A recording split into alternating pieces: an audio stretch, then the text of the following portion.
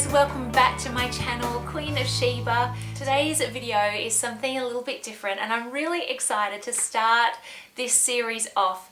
Basically, I want to introduce to you a new series of videos that I'd like to do on my channel. I'm not sure how often I'm going to be able to do this, but I'd like to kick it off today with a new series called How Do You Do It?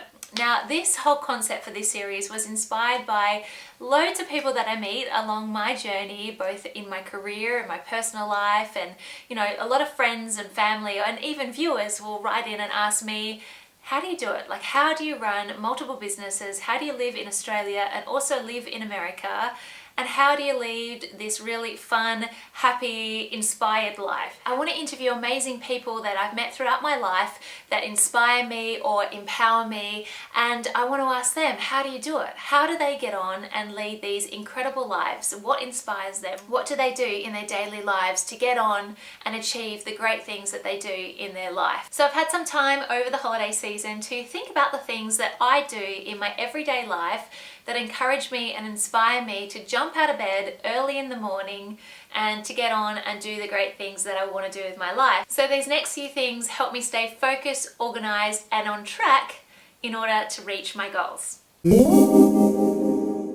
so the first thing that I do is I have a big picture. Now, I feel like I've had the big picture goal in my head since I was about 14. I've just always known what I've wanted to do, and I've always been very career orientated, and I've always had big goals that I want to achieve. So I always achieve weekly, monthly, yearly, and big picture goals. So things that want to happen, 5-10 years down the track. I really am very focused with what I want to do, and in order to keep focused, I create a vision board. So I create a vision board at the start of every year, and this is where I cut out pictures and photos and quotes and anything that inspires me, and I stick it on a big piece of cardboard and I stick it above my desk at work. And every day I will look at my vision board whilst I'm working away on my computer, and it's a really lovely reminder to know why you're working so hard. So I'm constantly reminded when I'm at my desk at work that those little steps that I'm taking every single day is actually helping achieve my bigger picture goal, which is sitting right up in front of me on my vision board. If you haven't done a vision board before, I highly recommend it. It's so much fun. In fact, a few months ago, I sat down with my entire team and we had an afternoon, we got some food in, we got some drinks in, we had a heap of magazines on our boardroom table in the office, and we all created our own vision boards. And it was so much fun to talk and share about the dreams that we're working so hard for, and it's just a lovely reminder to have and to glance at every single day to keep you focused, organized, and on track. Point number 2 is get up early. I know this can be hard for so many people. I used to get up at 7 a.m. every morning, but these days I get up at 5 a.m. every morning, and it is my favorite time of the day. You can really train yourself to get up early. In fact, I'm going to link to the Sugar Mama video below because she has done a video on how to get up earlier, and she finds it really useful in her day as well to get up early. And for me, I find it is such a great thing. So when I get up at 5 a.m, it's a great time of the day. My phone isn't ringing, it's really quiet, and it's a great time that I can have just for me. It's a great time to sit down and really think about what you want to achieve in that day. I also go and take the dogs for a walk. Sometimes I will meditate. Sometimes I will just sit down with a cup of tea, listen to some classical music, and I will just think about what I need to achieve. I make so many lists, and I definitely start doing this when I get out of bed early in the morning. I write to-do lists, I write my goals for the day, I write what I'm thankful for, and I think creating lists and having the power to just tick them off or cross them off your list is very empowering throughout the day. So I always take a really cute little notebook with me wherever I am, because if an idea jumps up into my head, I can jot it down straight away, and then I can think about the task that I have at hand, and then I know that I've still got that great idea that I had previously in my little book and I can refer to it later. So write lists, be organized, always have a notepad on you to write down all your brilliant new ideas so you can action them later. Throughout the day, my phone is forever ringing, and so when I wake up at 5 a.m. for the next 3 hours, I know that my phone is going to be pretty quiet, and it's just a great time to sit and be with yourself And also, when you think about it, if I'm waking up 2 hours earlier than what I was before, that means that during the work week, I'm giving myself an extra 10 hours a week. That is found time. Getting up at 5 a.m. every morning gives me 40 extra hours a month. So from Monday to Friday, I'll get up at 5 a.m. and then on the weekends, I'll allow myself a little sleep in. Although sometimes it's hard to sleep in when your body gets really used to getting up that early. But by getting up at 5 a.m., it means that I've given myself an extra 40 hours a month just for myself. That's 10 hours a week, times that by 4, 40 hours a month just for me. It has been working an absolute treat for me. So that is also another way that I run my life, is getting up early, getting stuff done, and getting very organized for the day ahead. Point number 3 is say later to the haters.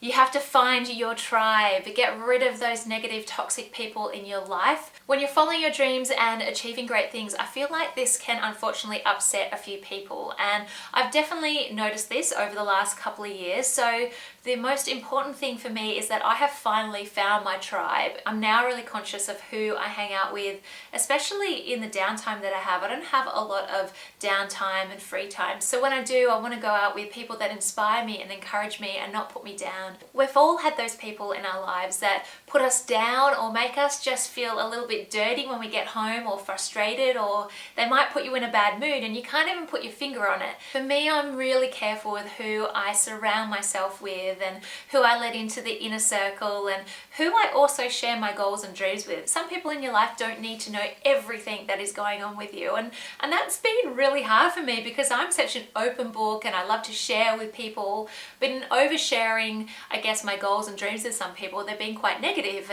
and so I've really learned to just kind of hold back on presenting all the information at once, and I'm now more selective with who I let into my inner circle, I guess. It's interesting with social media as well. I did a little experiment a few months ago. I put up a really, really positive message, and it was interesting to see the people that commented and liked that particular post. And then I put up quite a negative post, something that I would usually not say or would usually not be my tone of voice, and it was incredible. That negative post had so many more comments, so many more likes than my positive message. And it was a really interesting experiment because it made me see who is actually cheering me on and clapping me when I do well, and who are the people that are kind of secretly loving it when something might not go according to plan.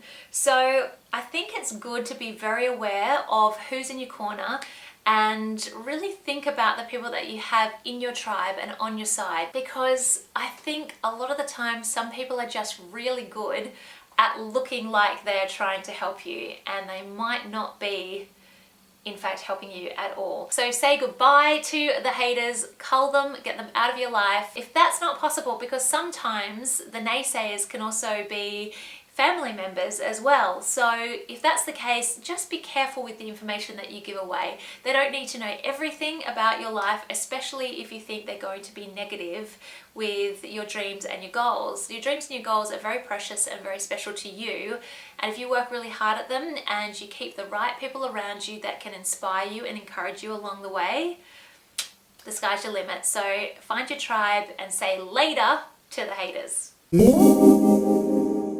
Point number 4, and this is kind of a funny one, but never make big decisions when you're hungry or when you're tired. I have made the mistake of this in the past. I get hangry, angry,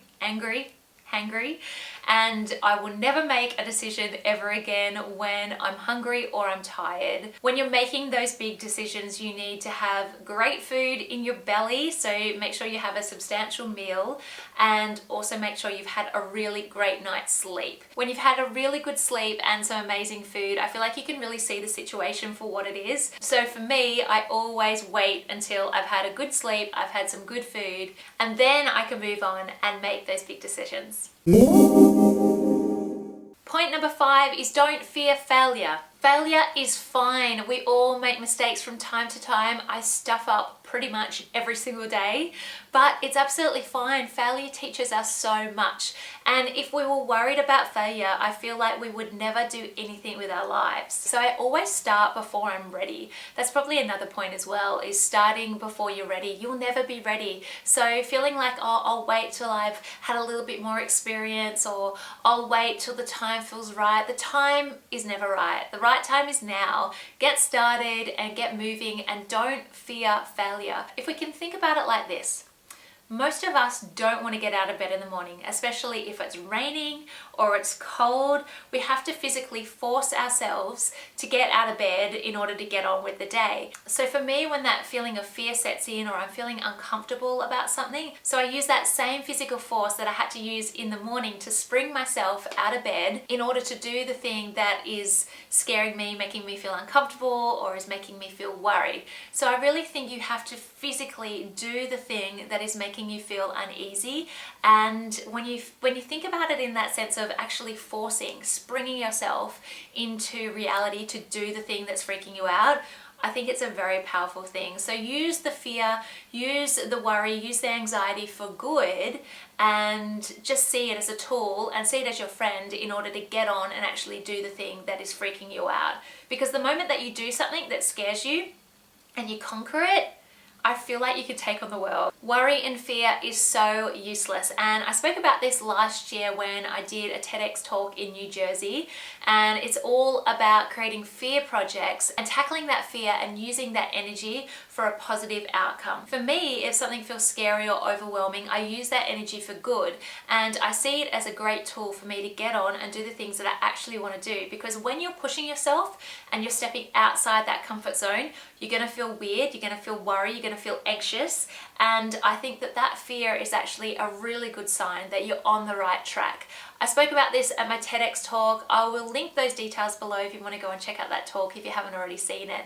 And yeah, leave a comment below and let me know what you think. But fear is your friend. Use it, and use it in a really positive way to get on and do the things that you actually want to do. So there you have it, my top 5 tips of how I do it. Look, I have to admit, some days are tough and sometimes they're really hard, but I think as an entrepreneur, that's what makes your life so rewarding. You know, the tough times make those good times even better.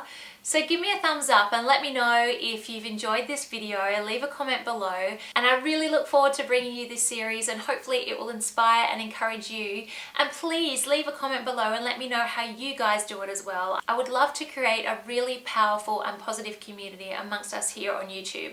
So if you would like to share with me and with everyone else that watches these videos, leave a comment below on how you do it. You might be a mum, you might be running multiple businesses, you might just be starting your own business, you might be in a job that you hate and you're trying to get out of it, but let me know, how do you do it? How do you get on with everyday life, and what inspires you to keep going? I would love for this to be a great community where we can all share our tips and tricks for getting on and living amazing lives. Thanks so much for watching, guys. I'll see you in my next video, and I'm so excited to read your comments below. Bye!